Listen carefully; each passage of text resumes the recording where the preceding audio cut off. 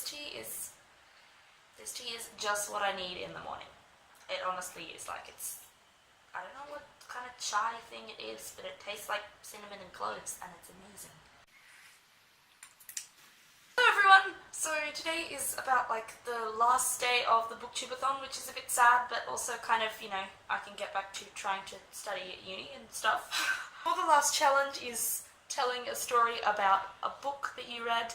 At first I couldn't really think of anything because I find every book like will always impact you like in some way, but in the end I actually decided I'm going to tell a classic story, which I have seen so many people do, like everyone's been doing it with, but you know, I'm just going to do it anyway because this is the fun little story that I had about when I read this book.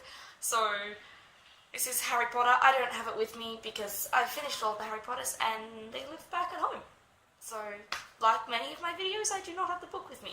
Sad face. I actually, when I first had all the Harry Potters read, I actually didn't read them myself. My brother read the first 4 to me, then my mum and dad kind of, mostly my mum and my dad occasionally dropped in and read the chapter to me, but my mum then read the rest of them to me. I remember when I started the first one, because my brother had started reading it to my older sister, and I was listening and I was like, this is a really good book, isn't it? And my brother just looks at me and he's like, May, this is an international bestseller. And I was like, oh, is it? Oh, that's cool, isn't it? What does that mean? That mean like a few other people have read it too? My introduction to literature, great. Well, actually, I had been reading other stuff before that Mum had read to me. But it was my first contact ever reading something just so magical. Like, honestly, Harry Potter was just... Anyway, but the book that I actually wanted to hone in on more for my story was reading the 7th Harry Potter.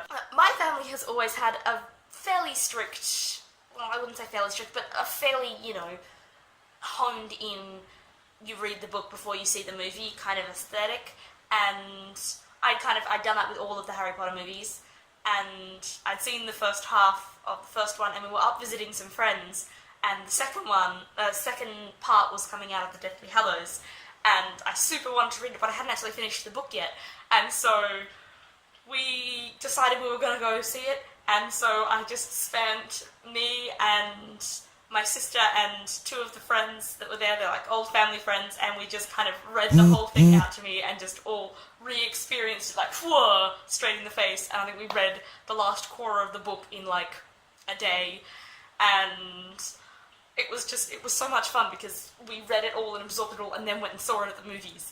And so like we read it all, and while we were reading it out we also like got super dressed up to go and see it. Like we just dressed in all of these, I don't know, I think we just went nuts. I'll put up some photos of like what we looked like. In like bracelets and stripy leggings and sparkly dresses and glow sticks, and we looked like total idiots. And these friends that we were with also invited some of their friends, and we literally took up an entire row at the cinema. People would be coming along and they'd be like, oh, can we sit in this row? And we're like, no, you can't sit in this row. We've got this row booked out. Sorry, honey. No. Some of our friends are still around, but this row's ours. Sorry.